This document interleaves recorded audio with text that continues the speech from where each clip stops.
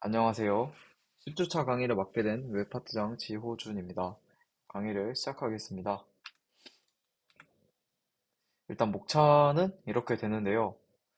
이 콜스까지는 뭔가 좀 알아야 되는 지식이라고 생각을 해주시면 될 것 같고, 이 뒤에는 뭔가 이것들을 도구라고 생각을 해서 프로젝트 하실 때나 개발하실 때 조금 사용할 수 있도록 네, 그렇게 생각을 하면 될 것 같아요. 먼저 HTTP인데요. 아마 많이 들어보셨을 수도 있는데, 이제 웹에서 데이터를 주고받는 서버 클라이언트 모델의 프로토콜이라고 하는데요. 쉽게 설명하자면 웹 브라우저와 서버가 통신하는 규칙이라고 생각을 할 수 있을 것 같아요. 예를 들어서 사용자가 웹사이트를 방문하면 브라우저가 웹서버로 뭔가 화면이라든지 그런 거에 대한 리소스를 요청을 하겠죠. 그러면 그 요청을 받은 웹서버는 그 화면을 구성하는 뭐 HTML, CSS 같은 그런 리소스를 응답으로 돌려주게 되는데 이렇게 요청은 이런 식으로 가게 되거든요. 그래서 이게 HTTP 요청 메서드가 되고 이게 그 URL 경로 그리고 이게 HTTP 프로토콜의 그 버전 정보가 이렇게 담기게 됩니다. 그래서 여기 두 번째 줄부터는 그 요청의 헤더라고 보면 될 것 같고 서버가 필요한 정보인 뭐 호스트, 도메인의 호스트라든지 그리고 언어 그리고 사용자의 브라우저에 대한 정보가 이렇게 키밸류 값으로 담겨서 요청을 보내게 됩니다. 그 아래는 그 서버에서 보내주는 응답인데요. 똑같이 그 첫 번째 줄에는 이 HTTP 프로토콜 버전 정보가 담기게 되고 또 이게 요청이 잘 받아들여졌는지 그런 거에 대한 응답을 이렇게 같이 보내주게 됩니다. 이 위에 세 번째 줄은 아, 뭐야, 이 세 줄은 위에서랑 똑같이 헤더라고 생각을 하면 될 것 같고, 이 아래는, 요청을 했던 거에 대한 응답이라고 생각을 하면 될 것 같아요. 그 다음으로는, 음, 저희가 HTTP를 공부하다 보면 이 HTTPS를 만나게 되는데요. 이게 어떻게 생기게 되었냐면, 일단 HTTP는 이 통신을 할 때 데이터를 일반 텍스트로 교환을 하게 되거든요. 그러니까 뭔가 탈취를 당할 수도 있고 보안 측면에서 안 좋겠죠, 당연히. 그래서 그런 측면에서 이 HTTPS가 생겼는데 이 S가 그냥 Secure로 그냥 안전하게 뭐 이렇게 한다. 뭐 이렇게 생각을 해주시면 될 것 같고 이 HTTP와 다른 점은 브라우저와 서버가 데이터를 전송하기 전에 뭔가 안전하고 암호화된 연결을 해서 이렇게 데이터를 주고받게 됩니다. 그래서 뭐 시큐어 소켓 레이어라든지 트랜스포트 레이어 시큐리티라든지 그런 프로토콜에 따라서 암호화되는 방식이 있는데 이것들에 대해서는 굳이 좀 다루지 않을 거고 궁금하시다면 찾아보시면 좋을 것 같아요. 그러면 그 다음으로는 쿠키와 세션입니다. 그래서 이 쿠키와 세션을 그러니까 왜 사용해야 하는지는 또 HTTP의 특성을 알아야 되는데요.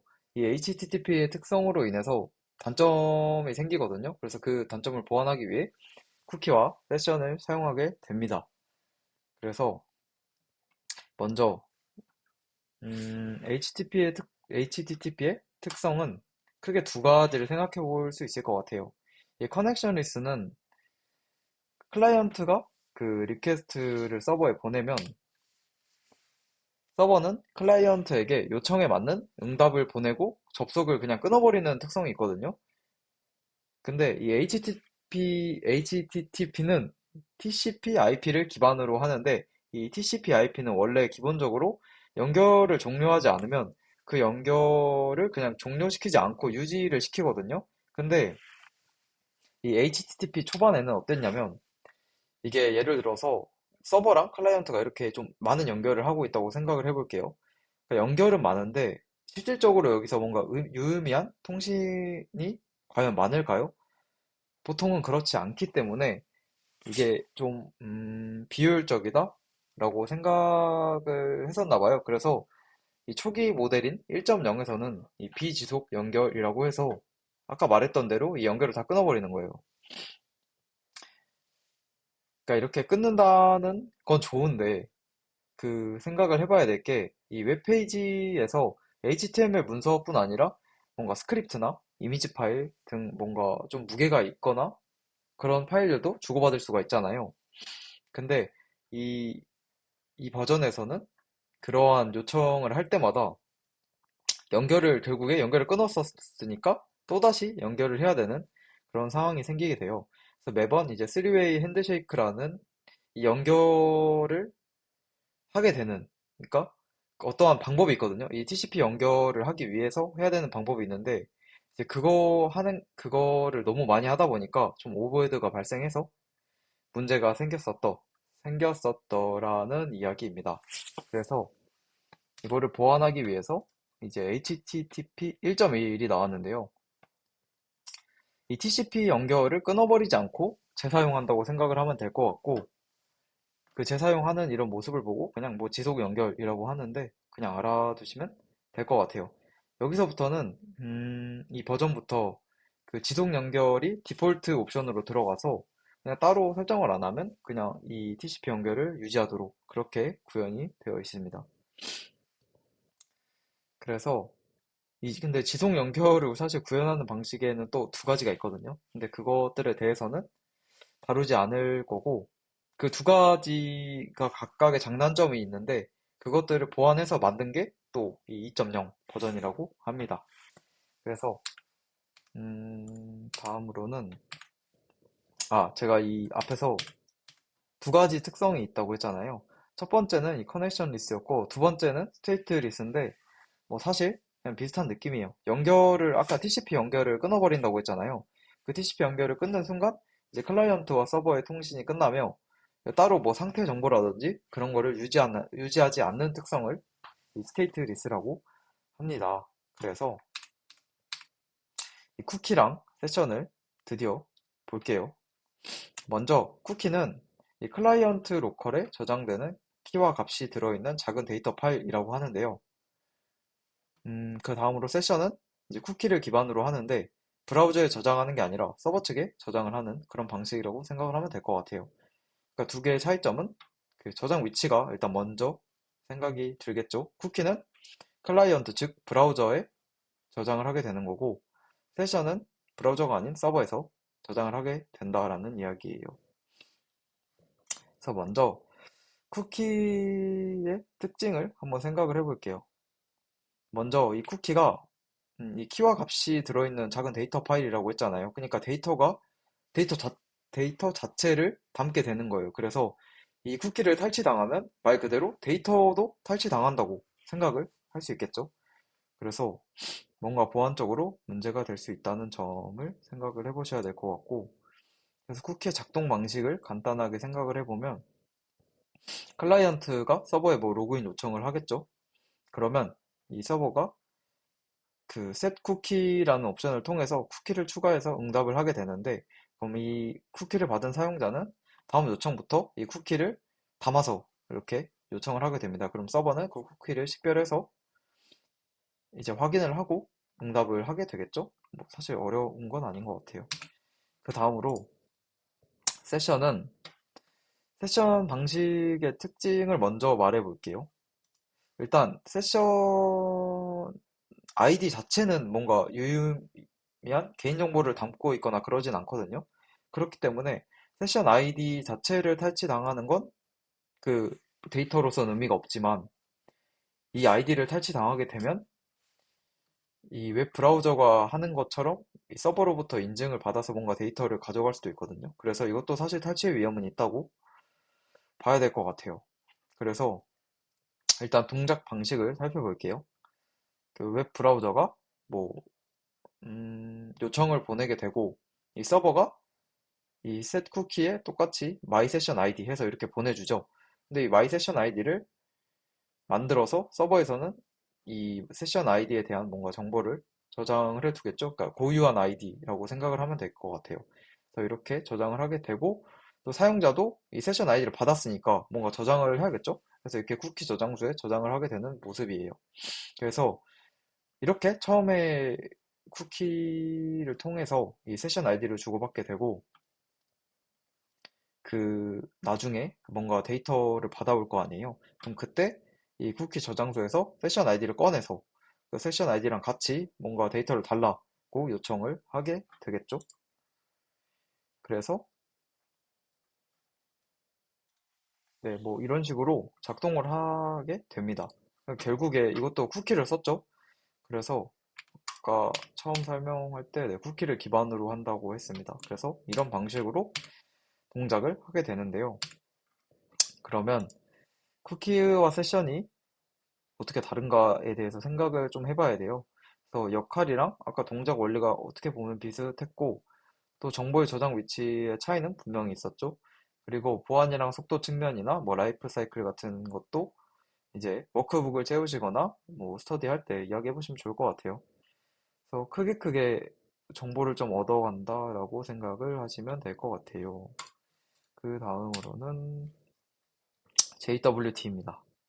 먼저 이 토큰 기반 인증 시스템에 대해서 먼저 이야기를 할 건데, 이 시스템은 핵심은 이거거든요. 사실 클라이언트가 로그인 요청을 했을 때 이 토큰을 만들어서 준다. 그리고 이 토큰을 이용해서 그 어떠한 요청을 할 때 토큰의 정보와 함께 요청을 한다. 그러면 얘가 토큰이 자기가 발급한 게 맞는지 확인을 해서 다시 뭔가 사용자가 이렇게 원했던 응답을 주게 된다.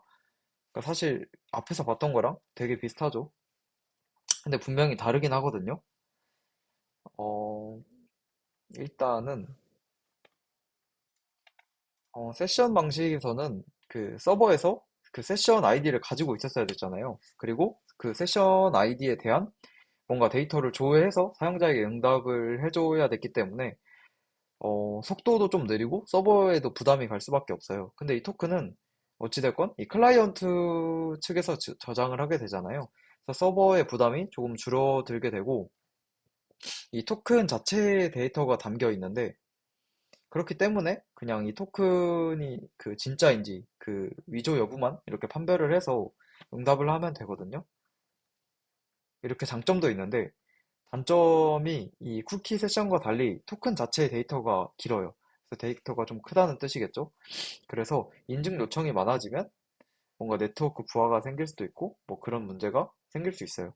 그리고 이 토큰 자체의 데이터가 담겨 있기 때문에 이것도 결국에 그 뭔가 네, 위험이 있겠죠. 탈취당하면 데이터를 탈취당하는 거니까 당연히 위험이 있을 것 같아요. 그래서 이 JWT가 무엇이냐를 보면 인증에 필요한 정보들을 암호화시킨 제이슨 토큰이라고 하는데요.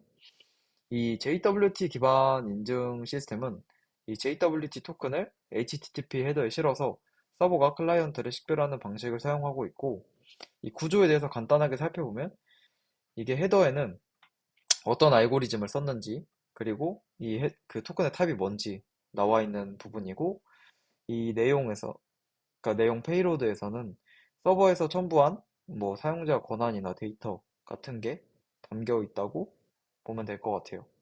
그리고 이 서명에서는 이 헤더와 페이로드를 암호화한 후에 헤더에 명시된 해시 함수를 적용하고 또 개인키로 서명까지 해서 네, 서명한 전자서명이 담겨 있다라고 표현을 합니다. 네, 그렇고요. 이것도 결국에 동작 방식을 간단하게 살펴보면 될 것 같아요. 먼저 사용자가 뭐 로그인을 하겠죠? 로그인을 하게 되면 로그인 인증 요청을 하는 거죠. 그럼 서버가 이 인증 요청을 받은 후에 음, 그럼 서버는 사용자가 맞는지 확인을 하고 뭐 이 JWT라는 토큰을 발급하게 되는데, 지금 이 예시에서는 JWT인 액세스 토큰이랑 리프레시 토큰을 발급해 준다고 나와 있잖아요. 이게 사실 둘 다 JWT가 맞고 뭔가 다른 게 아니라 그냥 용도를 다르게 쓰는 것뿐이거든요. 근데 이거에 대해서는 뒤에서 조금 더 자세히 설명하기로 하고, 일단은 뭔가 그냥 이 JWT를 발급해줬다. 이렇게 쿠키에 담아서 클라이언트에게 보내주거든요. 아무튼 그런 모습이고, 그럼 그 나중에 이 사용자는 뭔가 서버에게 필요한 데이터가 있을 거 아니에요. 그런 것들을 받기 위해서 요청을 할 때 이 액세스 토큰을 사용해서 같이 담아서 API 요청을 하게 되는 그런 모습이에요. 그리고 이 액세스 토큰이 뭔가 완료가 되면 이 리프레시 토큰으로 액세스 토큰을 재발급한다라고 나와 있는데 이거는 뒤에서 말해 볼게요. 음, 먼저 그래서 이 JWT의 신뢰성, 그러니까 이게 쓸만하냐에 대한 이야기인데 먼저 기본적으로 그러니까 서버가 자기가 줬던 이 액세스 토큰을 결국에 사용자로부터 이렇게 받게 되잖아요. 이걸 받았을 때 이 JWT의 헤더 페이로드를 이제 서버의 키값을 통해서 시그니처를 다시 만들거든요. 그래서 이거랑 이제 자기 거랑 비교를 하면서 이게 맞는지를 확인을 하는 과정이고, 그러니까 예를 들어서 페이로드가 임의로 수정이 되었다고 했을 때 지금 이 시그니처의 값이 이 헤더랑 페이로드를 기반으로 어찌됐건 만들어지는 거잖아요. 그러면 시그니처의 값이 달라지겠죠? 그러면 서버에서는 자기 거랑 다르니까 서버에서 유효하지 않은 토큰으로 처리를 하게 되는 겁니다. 근데 주의해야 할 거는 이 JWT 자체는 그냥 이 베이스 64로 암호화를 하게 되거든요. 근데 이거는 사실 그냥 복화 프로그램 돌리면 쉽게 복화를 할 수 있기 때문에 이 페이로드에는 민감한 정보를 담으면 안 됩니다. 그리고 아까 말했던 이 액세스 토큰과 리프레시 토큰은 이 결국에 JWT도 토큰을 탈취당할 수가 있잖아요. 그렇기 때문에 뭔가 조금 그나마 뭔가 보안성을 올리기 위해서 토큰을 하나만 쓰는 게 아니라 두 가지 토큰을 쓰는 거예요. 그래서 하나는 액세스 토큰이고 하나는 리프레시 토큰인데 이 액세스 토큰은 클라이언트가 갖는 실제 유저의 정보가 담긴 토큰으로 유효기간이 조금 짧은 토큰이다. 이렇게 생각을 해주시면 될 것 같고 이 리프레시 토큰은 엑셀 토큰이 짧은 유효 기간을 갖기 때문에 이 액세스 토큰이 만료되었을 때 새로운 액세스 토큰을 발급해주기 위해 사용하는 용도이고 보통 서버에서 그 유저 정보와 함께 이 리프레시 토큰을 보관을 하게 됩니다. 그래서 결국에 이 리프레시 토큰은 액세스 토큰을 재발급하기 위해 사용한다라고 생각을 하면 될 것 같아요. 아, 그리고 그러면 또 리프레시 토큰도 사실 탈취를 당할 수가 있잖아요. 근데 그거는 사실 뭐 여러 가지 대비책이 있긴 한데, 네, 그거는 그냥 고질적인 문제라고 생각을 하면 될 것 같고, 뭔가 보안적으로 그런 것들을 이렇게 조금 뭐 HTTP 이 그 리프레시 토큰을 쿠키에 저장하고 쿠키에다가 뭐 HTTP only, 뭐 secure, 뭐 이런 속성을 사용하게 되면 뭔가 안전성 같은 걸 올릴 수 있게 되는데 그거는 이제 또 궁금하시면 찾아보시면 좋을 것 같아요. 굳이 언급하지 않는 게 좋을 것 같고 그 다음으로는 이제 오어스입니다. 이거는 사실 다른 거에 비해서 동작 방식이 조금 복잡해요. 그래서 먼저 이 오어스가 뭔지를 살펴보면 뭐 정보의 접근 권한을 부여할 수 있는 개방형 표준이라고 나와 있는데 그냥 이런 거 있잖아요. 뭐 페이스북으로 시작하기 이런 것들이 오어스로 구현이 된 거라고 보면 될 것 같아요. 그리고 대충 대충이라 하면 좀 그런데 아무튼 이게 어떻게 동작하는지를 한번 살펴볼게요. 좀 가볍게 살펴볼게요. 먼저 떤 상황을 생각을 해야 되냐면 아까 여기서 봤던 것처럼 예를 들어서 퀴즈 페이지에서 퀴즈 웹페이지가 있잖아요. 거기 만약에 뭐 로그인 기능이 있다고 생각을 해볼게요. 그러면 여러분이 거기서 카카오 로그인이 이렇게 똑같이 뭐 여긴 없지만 이런 식으로 구현이 되어 있다고 생각을 해보면 로그인하기 위해서 카카오 로그인을 사용한다고 생각을 할게요. 그러면 지금 이 사용자는 뭐 여러분이 될 수 있겠고 이 서비스는 퀴즈 웹페이지가 될 수 있겠죠. 그리고 이 서버들은 뭐 그 카카오톡에 서버라고 생각을 하면 될 것 같아요. 일단 그렇게 생각을 하고 설명을 드릴게요. 먼저 뭐 그 로그인 페이지를 통해서 요청을 하겠죠. 그러면 이 3번을 갈 때 여러분이 그 뭐 카카오톡으로 시작하기를 누른 거예요. 그럼 누르게 되면 이 클라이언트 아이디랑 리다이렉트 URI를 함께 보내게 되는데 이 클라이언트 아이디는 그러니까 이 쿠잇 웹페이지가 어떤 건지를 식별하는 아이디라고 생각을 하면 될 것 같고 이 리다이렉트 URI는 뒤에서 쓰이는데 일단은 뒤에서 설명을 할게요. 그러면 그런 식으로 해서 뭔가 요청이 가겠죠? 그럼 여기서는 이 클라이언트 아이디에 해당하는 서비스가 진짜 있는지 뭐 이런 것들을 확인해서 그 로그인 페이지를 제공하게 됩니다. 사용자에게.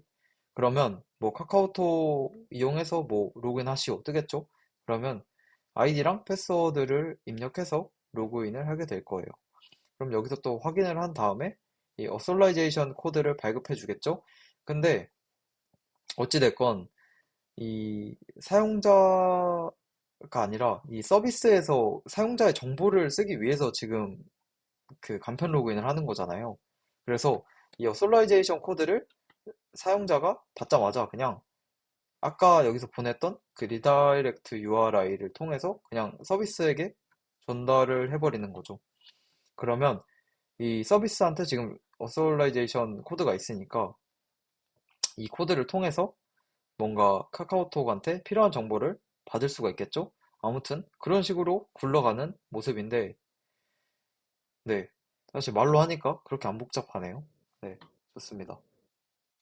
네, 지금까지 제가 여러 가지 인증 방식에 대해 설명을 했는데 사실 되게 간단하게만 이야기를 했어요.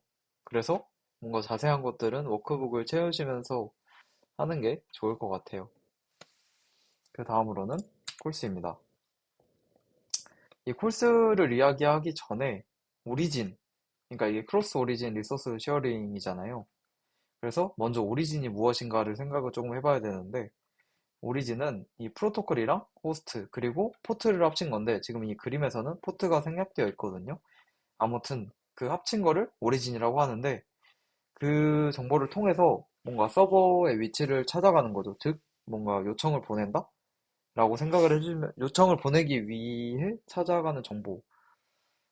네, 아무튼 그렇습니다. 네, 그렇고 그 다음으로는 이 same origin policy도 생각을 해봐야 되는데 이게 말 그대로 그 동일 출처 정책이라고 하거든요. 말 그대로 이제 같은 출처에서만 리소스를 공유하게끔 하는 그런 정책이에요. 근데 웹에서 뭔가 개발을 하다 보면 다른 출처에 있는 리소스를 가져와서 사용하는 게 굉장히 흔한 일이거든요. 그렇기 때문에 여기서도 몇 가지 예외 조항을 두고 그 다른 출처에 있는 리소스를 활용하게 되는데 그 중에 하나가 이 콜스 정책을 지킨 리소스 요청이에요. 그러면 이 콜스는 결국에 다른 출처를 가진 리소스를 공유하기 위한 정책이라고 말할 수 있을 거고, 이제 우리가 아직 겪어보지 못하셨을 수도 있는데, 개발을 하다 보면 사실 콜스 이슈를 많이 겪게 되거든요. 근데 이 콜스 이슈는 이 정책을 위반했기 때문에 이제 위반하지 말라고 브라우저에서 이렇게 나오는 거고, 이 콜스가 뭔가 굉장히 귀찮지만 아무튼 우리가 막 여기저기서 가져오는 리소스가 안전하다는 최소한의 보장을 해주거든요. 그럼 방어막이라고 생각을 해주면 될 것 같고. 근데 이 콜스는 브라우저에 관련된 정책이기 때문에 클라이언트에서 그 외부 API 서버로 바로 요청을 보내면 콜스가 발생하는 거예요. 그리고 브라우저에 관련된 정책이기 때문에 서버에서 서버로 리소스를 요청할 때는 당연히 콜스 정책을 위반하지 않게 되겠죠? 관련이 없으니까. 그러면 우리가 어떤 콜스를 맞이하게 되는가를 생각을 해볼게요. 첫 번째로는 내 API 서버로에 접근해서 콜스 문제가 발생했을 때가 있는데 이때에는 사실 해결하기 어렵지 않아요. 그냥 해당 API 서버에서 그 access control allow origin 헤더에 그 내 오리진을 적어주면 되거든요. 뭐 이렇게 해결을 할 수도 있고 외부 API 서버로에 접근해서 콜스 문제가 발생할 수도 있는데 이거는 근데 조금 귀찮아요. 뭐 프록시 서버를 사용한다든지 뭐 그런 프록시 서버를 제공하는 라이브러리를 사용한다든지 뭐 그러한 방법을 통해서 극복을 할 수 있는데 이거는 일단 코스가 뭔지 아셨으니까 이제 워크북을 채우면서 알게 되실 거잖아요. 그래서 프로젝트를 하면서 겪으면서 해결하시면 될 것 같습니다. 그렇습니다. 그러니까 전부 다룰 수가 없어요, 제가. 그러면 그 다음으로는 ESLint랑 프리티어인데요. 먼저 ESLint는 코드 퀄리티를 보장하도록 도와주는 도구이고, 프리티어는 코드 구현과는 관련 없는 일관된 텍스트 작성을 도와주는 도구이다라고 나와 있습니다. 먼저 이 ESLint를 사용하면 어, 코드 퀄리티라는 말이 프로젝트에서 코드를 작성할 때 뭔가 일관성 있는 방식으로 구현할 수 있다는 이야기거든요. 그러니까 예를 들어서 함수를 작성하는 방법이 되게 많잖아요. 뭐 펑션 키워드를 사용할 수도 있고, 그 화살표 함수를 사용할 수도 있고, 또 함수를 정의할 때가 아니라도 뭔가 타입을 무조건 지정해줘야 한다. 뭐 이런 그런 옵션도 있고, 뭐 아무튼 이런 이러한 여러 옵션들이 있는데 그런 옵션들을 팀원과 잘 말을 맞춰서 똑같은 코드 퀄리티를 뽑아낼 수 있도록 뭐 그렇게 세팅을 하는 거라고 생각을 해주시면 될 것 같고 이 프리티어는 뭐 탭의 줄 간격이나 뭐 줄바꿈 정도 그러니까 텍스트랑 관련된 그런 요소들이라고 생각을 하면 될 것 같아요. 뭐 사실 혼자 개발을 하게 된다면 이런 것들을 뭐 하면 좋지만 안 해도 사실 크게 문제가 안 될 수도 있거든요. 나만 볼 거니까. 근데 대부분의 그런 프로젝트는 혼자 하는 게 아니라 팀 단위로 이루어지는 게 많잖아요. 근데 어떤 사람은 막 펑션 키워드로 함수를 선언하는데 어떤 사람은 그냥 화살표 함수로 하고 막 어떤 사람 들여쓰기는 두 칸인데 어떤 사람은 네 칸이고 그러면 굉장히 혼란스럽겠죠? 그러니까 여러 사람이랑 하는 거기 때문에 프로젝트를 시작할 때 이 린트랑 프리티어를 통해서 설정을 하고 시작하는 게 좋다라는 이야기입니다. 이거를 사실 미션으로 할까도 고민을 했지만 그냥 사실 인터넷에서 찾아보면 나오거든요. 그리고 제가 그 파일을 하나 음, 자료를 하나 드릴 건데 그거 보고 한번 해보셔도 좋고 그냥 프로젝트 할 때 하셔도 무방하다라고 저는 생각을 하기 때문에 네, 넘어가겠습니다. 그 다음으로는 포스트맨인데 사용을 해보셨을 수도 있는데 일단 설명을 드릴게요. 일반적으로 프로젝트를 하게 되면 뭐 기획을 하게 되고 그 기획에 맞춰서 디자인이 나오겠죠? 그럼 디자인이 끝났으니까 뭐 개발을 해야 될 거 아니에요? 그러면 어떤 API를 쓸지 뭐 백엔드랑 프론트엔드랑 이야기를 해서 막 API를 만들게 돼요. 근데 결국에 백엔드가 먼저 API 개발이 돼야 프론트에서 그 API를 사용을 할 수 있을 거 아니에요? 그러니까 프론트에서 한다고 해서 백엔드에 구현이 안 되어 있으니까 요청을 보내도 뭐 받을 수 있는 게 없겠죠? 그렇기 때문에 이 포스트맨을 사용하게 되면 이 백엔드가 API 개발을 하는 걸 기다리지 않고 그냥 어떤 요청을 보냈을 때 어떤 응답을 받는다 정도만 정해놓고 가면 미리 코드를 구현해 놓을 수 있는 거예요. 그러니까 테스트도 해볼 수 있다는 이야기죠. 그래서 포스트맨을 쓰게 되는데 이 포스트맨에서 이 목 서버라는 걸 알려드릴 거예요. 그러니까 말 그대로 서버가 실제로 구축되기 전에 임시로 서버를 구축해서 나는 그냥 내 코드 미리 짜놓겠다. 그냥 뭐 이런 마인드라고 생각을 하면 될 것 같아요. 그래서 이거를, 네, 일단은 사용하는 걸 보여드리는 편이 좋겠죠? 이게 포스트맨이거든요? 근데 아마 그냥 웹으로도 할 수 있는데, 그냥 깔아서 쓰시는 게 좋아요. 편해요. 그리고 많이 쓰실 것 같아서 한번 목 서버 만드는 거를 해볼게요. 먼저, 이거를 또 근데 안 보일 수가 있으니까 크게 키워서 땡겨지네. 이렇게 할게요. 그럼 플러스 누르고, 블랭크 컬렉션. 저한테 지금 사실 이 목 서버가 떠 있거든요? 근데 이게 안 떠 있을 수도 있어서 그냥 이거 안 떠 있다고 처음에 생각을 하고 아마 하나 만들면 바로 뜨는데 없을 수도 있으니까 이렇게 할게요. 컬렉션 만들고 여기 우클릭을 하면 목 컬렉션이 나오거든요. 이렇게 만들면, 이렇게 누르면 이 크레이트 목 서버가 나와요. 그래서 목 서버 네임을 적어야 되는데 뭐 대충 아무거나 적으면 되고, 그냥 테스트라고 할게요. 그 다음에 그냥 이렇게 하면 되나? 네, 이렇게 테스트를 만들었는데 일단 이 카피 URL을 통해서 URL을 따놓고 어떻게 쓰는지 보여드릴게요. 그 add 리퀘스트 누른 거예요. 그리고 add example을 누르고 예를 들어서 여기서 유저 어떤 거를 생각해 볼 거냐면 음, 예를 들어서 이 쿠파 오, 네. 이, 잠깐, 이 화면을 구현한다고 생각을 해보면 사용자 뭐 저희 입장에서는 이런 요청을 보내면 이런 정보들이 와야 되잖아요. 그러니까 이 정보들을 그러니까 여러분이 그 프로젝트를 할 때도 피그마에 이미 들어가 있겠죠? 이러한 화면들이. 그러면 어떤 데이터가 왔다 갔다 할지는 이 어느 정도 백엔드랑 이야기를 해볼 수가 있겠죠? 그래서 이런 것들을 미리 정해놓게 되면 어떤 데이터를 받을지를 미리 생각을 할 수가 있잖아요. 그래서 미리 여기다가 구현을 해서 코드를, API를 구현할 수 있게끔 되는 그런 건데, 네, 그렇습니다.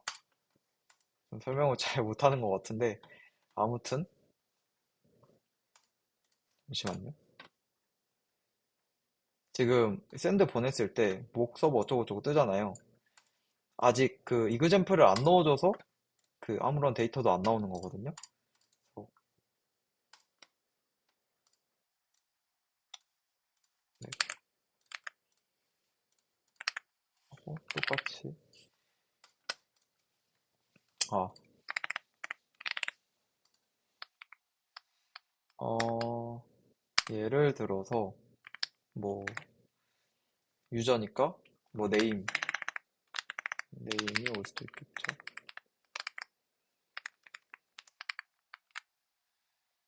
그리고, 음, 뭐, 그냥 아무거나 적을게요. 이게 어떤 의미냐면, 이 요청을 보냈을 때, 이 응답을 반환한다. 라는 이야기거든요. 그러니까 이게 어떤 의미가 있냐면, 여러분이 API 호출하는 그런 코드를 치실 거 아니에요. 그러면, 지금 여기, 설명 못 하겠네? 네. 그래서 이렇게 트라이를 누르게 되면, 아까 저희가 목 서버를 만들었잖아요. 그럼 여기 들어가 보면 저희가 보냈던 요청들의 로그가 다 남거든요. 그래서 여기서 그 어떤 요청을 보냈는지인데 리퀘스트 바디에 아까 아무것도 안 적었죠. 그리고 리스폰스 바디에 그 get 유저 요청이 오면 이런 것들을 반환해라 라는 예시를 저희가 만들었었고 그럼 이 지금 뭐지 이거 이름? 그러니까 포스트맨에서만 이렇게 되는 거 아니냐고 생각을 하실 수 있는데 확인을 해볼게요.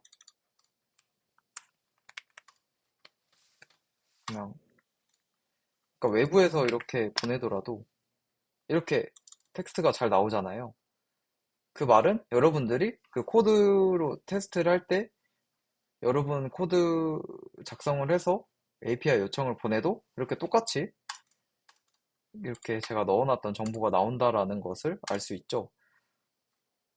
아무튼 이렇게 사용할 수 있는데 이게 어떤 의미를 갖냐를 말씀드리면 그러니까 제가 막 API 요청을 하려고 막 코드를 썼어요.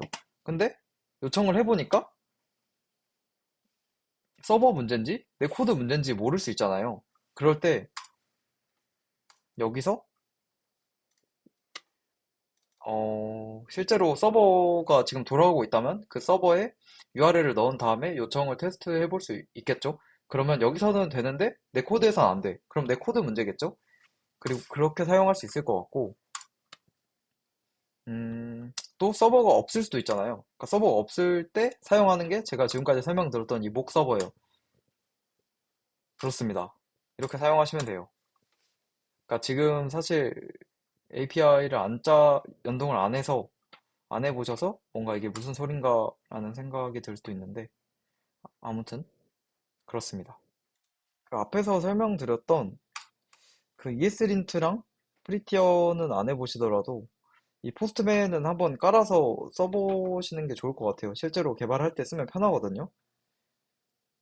네, 그래서 이번 주차 미션은 없습니다. 지금까지 강의 들으시나 고생 많으셨고, 네, 고생 많으셨습니다. 그럼 프로젝트도 화이팅 하시면 될 것 같아요. 고생하셨습니다.